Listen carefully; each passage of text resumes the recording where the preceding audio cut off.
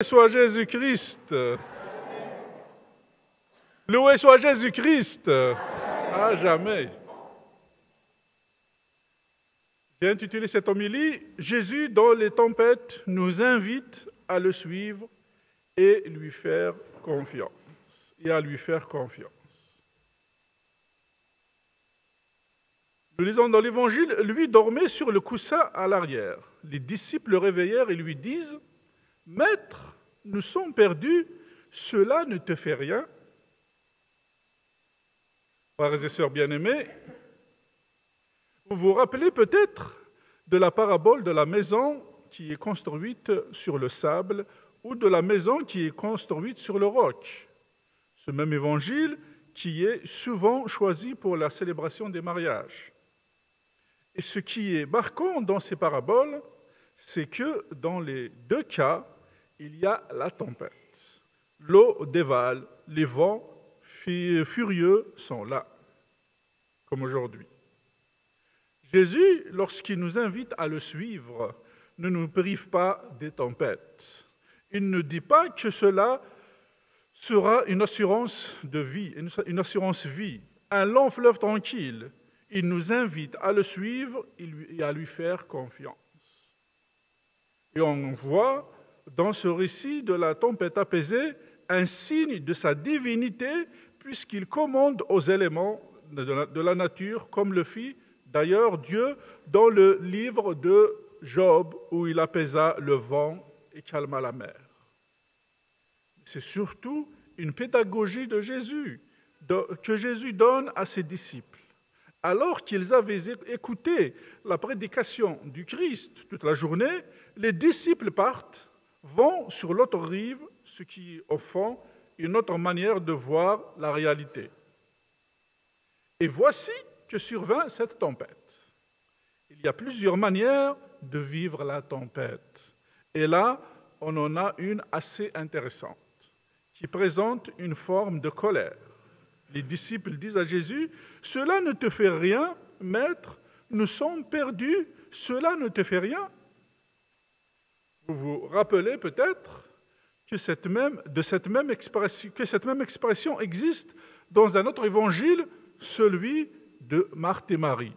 Quand Marthe dit à Jésus, « Cela ne te fait rien que ma sœur me laisse faire seul le service ?» Cette expression est très forte. Tu es indifférent. Ils accusent Jésus d'être indifférent. Tu dors alors que nous sommes dans la tempête, que nous sommes dans l'angoisse, que nous sommes agités. Tu ne te préoccupes pas de nous. Et ce cri-là, nous l'entendons bien souvent chez nos contemporains, chez les personnes qui vivent une épreuve, comme si, d'une manière ou d'une autre, ils étaient abandonnés par le Seigneur. Et là, Jésus donne aux apôtres une manière de se conduire qui est différente. Il leur dit, n'ayez pas simplement un regard humain. N'ayez pas seulement un regard humain.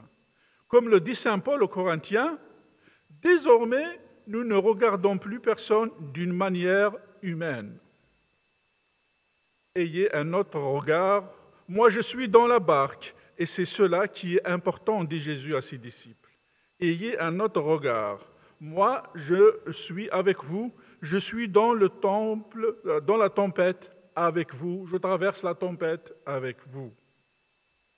Alors, cela demande un acte de foi, parce que spontanément, nous n'avons pas cette vision de découvrir le Seigneur dans les moments agités de nos existences, que ce soit dans les difficultés de santé, professionnelles, relationnelles, voire même spirituelles. Parfois, nous n'avons pas cette attitude de foi de dire « Mais où est-ce que tu te caches, Seigneur, dans cette tempête? Qu'est-ce que tu m'invites à vivre ?» L'épreuve nous amène à révéler à l'extérieur ce que nous portons à l'intérieur. C'est un peu comme dans le développement des photos argentiques. Vous devinez, vous deviez prendre le négatif, l'imprimer sur un papier et plonger ce papier dans dans un révélateur, puis dans un fixateur pour fixer la photo. Eh bien, l'épreuve, c'est ce révélateur. Cela révèle ce que nous avons dans notre cœur, cette tempête, cette agitation, cette angoisse qui est au fond. Peut-être avez-vous déjà été pris dans une tempête. On se sent tout à fait comme un brin de paille, dans une très grande fragilité, dans une vulnérabilité, dans l'impuissance. Et là, le Seigneur nous dit, « Je suis là avec vous, donc n'ayez pas peur. » Il menace le vent et calme la mer, comme aujourd'hui dans l'Évangile, en disant « Silence, tais-toi ». Pourquoi êtes-vous si craintifs? N'avez-vous pas encore la foi, dit Jésus à ses disciples, après avoir calmé la tempête. Écouter la parole de Dieu, c'est bien. Et les disciples l'avaient écoutée toute la journée. Mais ensuite, cette parole de Dieu, d'une manière ou d'une autre, doit se faire en nous, doit se faire chair en nous, doit s'incarner en nous. Elle doit nous inviter à poser des actes, à entrer justement dans cette confiance, dans cette foi. Alors, c'est pour cela que nous demandons la grâce au Seigneur. C'est pour cela qu'on vient à la messe de dimanche. C'est pour demander que, au cœur de la tempête, nous puissions le découvrir, lui qui est présent, lui demander d'avoir un autre regard. Le chrétien a un regard d'espérance. Il ne voit pas la réalité comme tout le monde, même si la réalité s'impose à lui comme à tout le monde, et entre autres dans les difficultés, les épreuves, eh bien, il ne voit pas cette réalité, ces difficultés, ces épreuves comme tout le monde. Il a un regard. La foi, c'est le chemin du regard, c'est une certaine manière de regarder la vie, une certaine manière de regarder l'agitation, le trouble, l'épreuve. Les regards dans l'espérance comme un lieu de communion, comme un lieu où je me découvre à la fois d'une grande fragilité et en même temps d'une grande force, parce que le Seigneur est là, présent avec moi dans la barque. C'est important que nous fassions mémoire de cette présence. Et c'est pour cela que nous venons à la messe dominicale, pour communier à cette présence réelle du Seigneur afin qu'il nous soutienne justement dans les moments difficiles, dans les moments d'agitation. Si nous comptons simplement sur nos propres forces, alors, comme le disent les disciples dans la barque, nous sommes perdus. Cela ne te fait rien. C'est alors la colère qui arrive. Mais le chrétien a cette conviction que la miséricorde aura le dernier mot sur le mal. Dans la symbolique biblique, la mer, c'est le monde du mal. C'est un monde inconnu parce que le peuple hébreu n'est pas un peuple marin.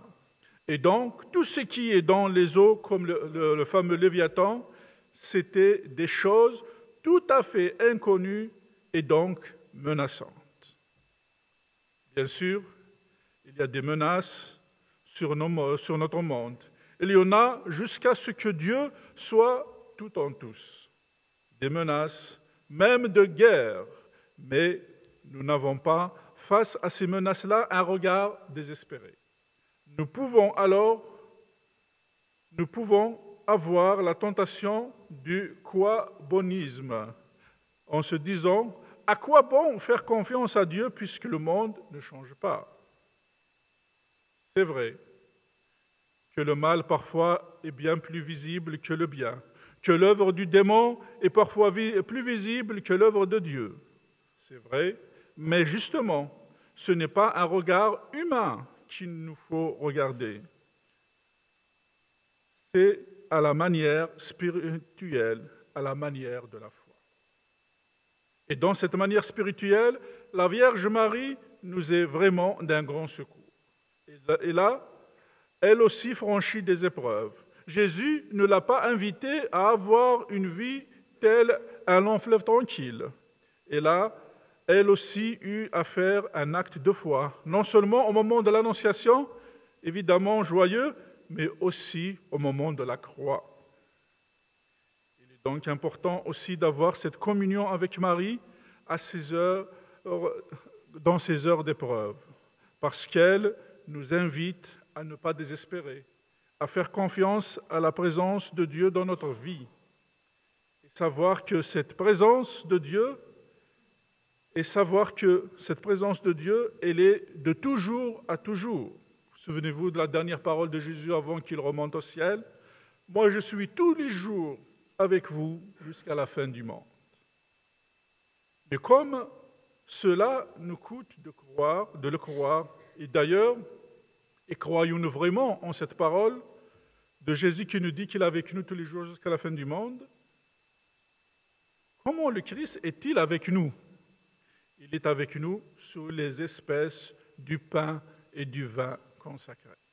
Le pain et le vin consacré, l'Eucharistie, c'est cette présence de Dieu qui nous permet de ne pas tomber dans le désespoir, dans la désespérance, mais au contraire, d'avoir un autre regard. Et alors, même si nous sommes blessés, même si nous sommes dans la tempête, eh bien, nous avançons. Puissions-nous aussi, à l'approche des ordinations sacerdotales célébrées dans notre diocèse, prier pour les vocations de prêtres et les vocations religieuses, de façon à ce que ce signe soit donné, à savoir, un consacré, c'est d'abord un signe. Alors, que le sacerdoce s'oriente plus vers le fait d'être pasteur du peuple, les religieux sont signes du royaume, signe d'espérance au milieu du peuple de Dieu. C'est important d'avoir le signe de la vie consacrée, plus particulièrement au moment des tempêtes, des difficultés. C'est important d'avoir ce signe-là pour justement nous soutenir, nous redonner confiance, parce que le consacré est tel un poteau indicateur vers la vie éternelle, vers la victoire de l'amour sur tout ce qui peut s'opposer à l'amour. Alors, demandons au Seigneur de façon particulière dans cette Eucharistie qu'il suscite dans son peuple des vocations de consacrés, particulièrement parmi les jeunes. Qu'il n'ait pas peur de se donner au Seigneur, qu'ils écoutent cet appel du Seigneur qui les invite à un don radical. C'est vrai, c'est une radicalité qui interroge nos contemporains. Beaucoup ne comprennent pas notre choix de consécration. Mais cette radicalité, au fond, emmène plus loin. Même ceux qui ne comprennent pas, elle est là pour redire à nous que nous sommes habités par une présence et dans la consécration totale à Dieu, nous voulons être signe de cette espérance. Amen.